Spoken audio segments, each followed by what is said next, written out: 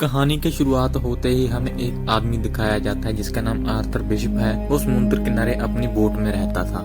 एक दिन वो सुबह उठा और कॉफी पीने के बाद बाहर निकल गया। उसने बोट में एक बॉम्ब लगाया हुआ था और वो बाहर निकलने के बाद उस बॉम्ब को ऑन कर देता था ताकि कोई उसकी बोट चुरा ना सके। फिर वो अपनी बाइक पर बैठकर एक रेस्टोरेंट में पहुंचा। वहाँ पर सभी लोग उसे पहले से ही जानते थे। वेटर ने उसे समुद्र के पास वाली जगह पर बिठाया। तभी एक लड़की उसके सामने आकर बैठ जाती है और उसे कहती है कि वो काफी समय से तुम्हारी तलाश कर रही है। वो लड़की कहती है कि उसका बॉस चाहता है कि आर्थर बिशप 3 लोगों का खून करे, लेकिन लगना ऐसा चाहिए कि उनकी मौत एक एक्सीडेंट था। वो जानती थी कि बिशप इस काम को आसानी से कर सकता है क्योंकि वो इन कामों में माना गया है। लड़की ने उसको धमकी दी कि अगर उसने हार नहीं की तो वो पुलिस को खबर कर देगी।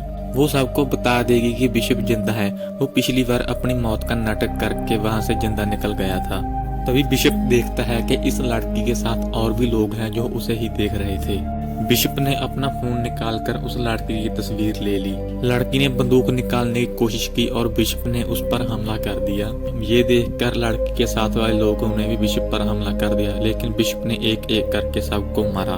फिर बिशप ने देखा कि नीचे से और लोग उसको मारने के लिए आ रहे हैं, इसलिए वो दीवार से कूदकर एक केबल कार पर लटक गया। लड़की ने अपने साथियों के साथ बिशप का पीछा किया और केबल कार में घुस गई। वो बिशप को अंदर ढूंढ रहे थे, लेकिन बिशप तो केबल कार की छत पर था। लड़की ने छत पर गोली चला दी। बिशप ऐन वक्त पर कूद गया। फिर वो एक पैराशूट पर जा गिरा। रात को जब वो अपनी बोट पर जाने लगा तो उसने देखा कि 2 लोग वहाँ पर पहले से ही मौजूद थे। उसने बिना समय गवाए अपना रिमोट निकाला और बटन दबाकर बोट में धमाका कर दिया। इसके बाद वो एक बोट पर पहुंचा जहां पर शिप में सामान उतारा चढ़ाया जाता था। उसने वहां पर जाकर एक बॉक्स खोला। उसने अपने वहां से पासपोर्ट और बाकी डॉक्यूमेंट्स निकाल कर जला दिए। फिर बिशप थाईलैंड के एक टापू पर गया जहां पर वो एक लड़की से मिला जिसे वो पहले से जानता था। ये लड़की वहां के एक होटल की ओनर थी। वो उसे एक कमरे में ले गई। बिशप ने कमरे में एक खुफिया जगह से बैग निकाला। उस बैग में कई सारे फोन्स, हथियार और पासपोर्ट्स थे। बाद में बिशप ने जिस लड़की की फोटो ली उसके बारे में जानकारी निकाली और उसे पता चला कि वो क्रेन नाम के आदमी के लिए काम करती है। उधर एक जीना नाम की लड़की एक होटल की मालकिन से मिलती है और उससे कुछ दवाइयाँ मांगती है। होटल की ओनर ने उसके हाथ पर घाव देके जैसे उसे किसी ने मारा हो। ओनर ने कहा कि मैं तुम्हारी कुछ मदद कर सकती हूँ, लेकिन जीना ने कहा मुझे कोई मदद नहीं चाहिए और वो दवाइयाँ लेकर वहाँ से चली गई। रात में होटल की ओनर ने समुद्र में एक बोट देखी जिस बोट पर एक आदमी एक औरत को पीट रहा था। उसने बिशप को उस लड़की की मदद करने को कहा। उसकी बात मानकर बिशप उस बोट पर पहुंचा। बिशप ने उस आदमी को कहा कि वो इस लड़की को छोड़ दे। वो लड़की जीना ही थी। उस आदमी ने अपनी बंदूक निकाली। इसके बाद बिशप ने उससे लड़ाई करके उस आदमी को मार डाला। इसके बाद बिशप ने होटल ओनर को कहा कि वो जीना को लेकर होटल में चली जाए। जब बिशप ने बोट की तलाशी ली तो उस बोट में उसे जीना का पासपोर्ट और फोन मिला जिसमें बिशप की तस्वीर थी। बिशप ने बोट को धमाके से उड़ा दिया और होटल में वापस आ गया।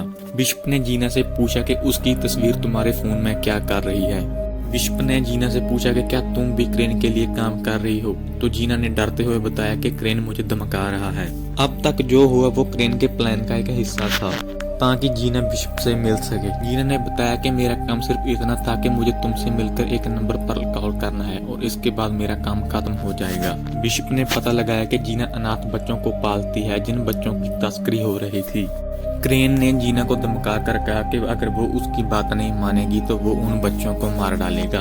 बिशप ने देखा कि एक बोट टापू की तरफ आ रही है जिसमें बहुत से आदमी थे जो टापू पर दूरबीन से नजर रख रहे थे। बिशप ने जीना से कहा कि तुम्हें मुझसे दोस्ती बढ़ाने का नाटक करना होगा ताकि क्रेन को शक ना हो। उसने ऐसा ही किया। बिशप ने उसे घसीटने के लिए उससे माफी मांगी। बिशप ने कहा कि मुझे जानकर खुशी हुई कि तुम अनाथ बच्चों को पालती हो। बिशप भी अनाथ था। बचपन में उसे और क्रेन को एक गैंगस्टर ने खरीदा था। बिशप तो उससे बचकर भागने में कामयाब हो गया, लेकिन क्रेन बचकर भाग ना सका। इसीलिए उन्होंने क्रेन को गुनहगार समझकर उसको सजा दी। तब से क्रेन बिशप से नफरत करता है। बिशप ने जीना को इस मुसीबत से निकालने के लिए एक प्लान बनाया और निशानी के तौर पर उसे अपनी घड़ी दी। अगले दिन क्रेन के आदमियों ने जीना को किडनैप कर लिया। फिर बिशप ने क्रेन को कॉल करके हैंड टू हैंड फाइट करने की धमकी दी। जब वो दोनों मिले तो बिशप ने कहा कि वो जीना को छोड़ दे। क्रेन कहता है कि मैं जीना को छोड़ दूंगा, लेकिन इसके बदले तुम्हें 3 लोगों का कत्ल करना होगा।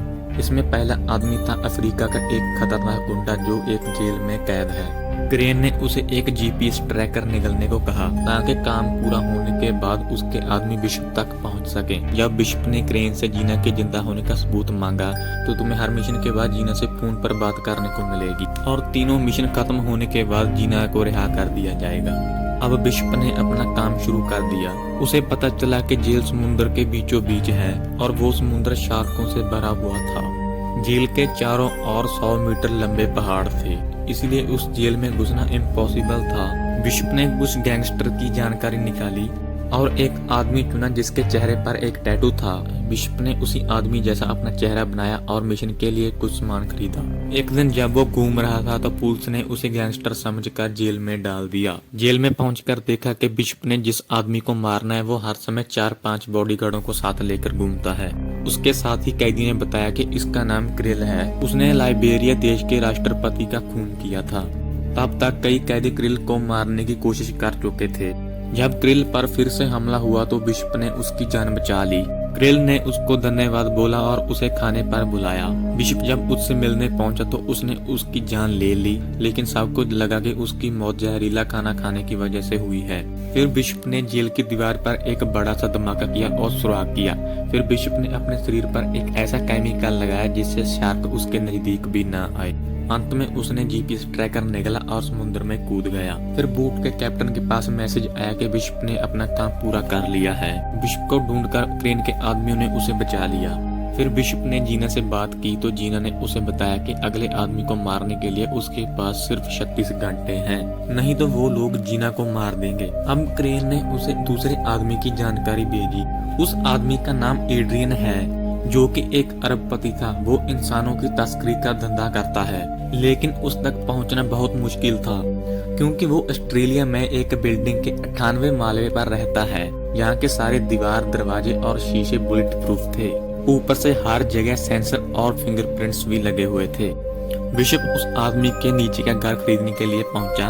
वहाँ पर उसने उसके घर की हूबहू कॉपी और डुप्लीकेट चाबियां बनवा ली। फिर उसने कांच तोड़ने वाले बॉम्ब बनाए और साफ सफाई करने वाले आदमी का भेष बदलकर उस घर में घुस गया। वो घर की खिड़की से लटक कर एड्रियन के स्विमिंग पूल पर पहुंचा और वहां पर उसने बॉम्ब्स फिट कर दिए।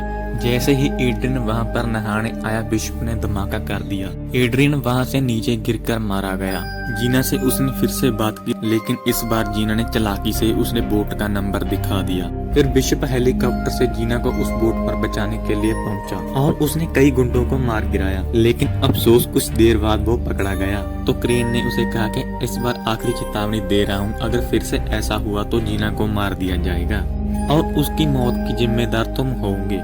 अब बिशप का आखिरी मिशन था अमेरिका में रहने वाले मैक्स को मारना। वो एक ऐसी बिल्डिंग में रहता था जो पहाड़ के ऊपर बनी है। वहाँ पर सबमरीन्स का कारखाना था। इन सबमरीन्स में बड़ी बड़ी मिसाइल्स छुपाई गई थी। वहाँ से किसी भी आदमी का खुफिया तरीके से अंदर आना या बाहर जाना इम्पॉसिबल था। जो भी वहाँ घुसने की कोशिश करता वो मारा जाता था। बिशप के पास इस काम को अंजाम देने के लिए 48 घंटे का वक्त था। उसे खबर मिली कि मैक्स ने एक हेलीकॉप्टर मंगवाया है। उसने हेलीकॉप्टर की जगह पर छुपकर मैक्स तक पहुंचने का प्लान बनाया। उसका आइडिया कामयाब रहा। उसने बिल्डिंग के सारे कैमरे बंद कर दिए। चारों तरफ हलबली मच गई और गार्ड्स मैक्स को एक खुफिया कमरे में ले जाने लगे। तभी बिशप ने लेफ्ट में धमाका कर दिया, लेकिन मैक्स बच गया और इतने में वो खुफिया कमरे में पहुंच गया। लेकिन बिशप वहां पर पहले से ही मौजूद था। वो मैक्स के साथ मिल गया था। उसने मैक्स को मारने का नाटक किया ताकि क्रेन को चकमा दिया जा सके। जब क्रेन के आदमी मैक्स की लाश को ढूंढने के लिए आएंगे तो बोट में क्रेन अकेला होगा और उस समय उसको खत्म करना कोई बड़ी बात नहीं। उसी के मुताबिक मैक्स की मौत का नाटक किया। जैसे वहां पर धमाका हुआ तो बिशप उसको समुद्र से बचाते हुए एक टापू पर ले आया। अब बिशप ने क्रेन को फोन कर कहा कि मैंने काम खत्म कर दिया है, अब तुम जीना को छोड़ दो। लेकिन क्रेन ने पहले मैक्स की लाश देखने की मांग की। बिशप ने बताया कि उसकी लाश सबमरीन में पड़ी है। क्रेन ने सबमरीन में मैक्स की लाश देखने के लिए अपने आदमी भेजे। बिशप ने भी हर जगह पर बम लगाकर उनको मारने की पूरी तैयारी कर ली थी। जैसे ही क्रेन के आदमी वहां पर पहुंचे, बिशप ने उनको मार दिया। उधर क्रेन ने ये सब अपने कैमरा में देख लिया। इसके बाद बिशप क्रेन की बोट पर पहुंचा और उसने सारे गार्ड्स को मार डाला। इसी बीच जीना को भी गोली लग गई। क्रेन ने बोट में लगे बम को एक्टिवेट कर दिया। बिशप ने जीना को बचाया और उसे वो एक ऐसे डब्बे में ले गया जो बम का धमाका होने से पहले ही बोट से अलग हो गया। अब बिशप और क्रेन लड़ रहे थे। बिशप ने क्रेन को चेनों से बांध दिया और तभी बोट में धमाका हो गया। जीना बच गई थी। मैक्स के आदमियों ने बोट का मलबा बाहर निकाला। इसके बाद जीना अपने अनाथ बच्चों के पास थी। तभी उसने बिशप को अपनी आंखों के सामने खड़ा पाया, क्योंकि बिशप बोट के स्टील रूम में छिप गया था, जो कि इमरजेंसी के वक्त काम आता है। इसी तरह वो धमाके से बच निकला। इसी के साथ ये मूवी यहीं पर समाप्त हो जाती है।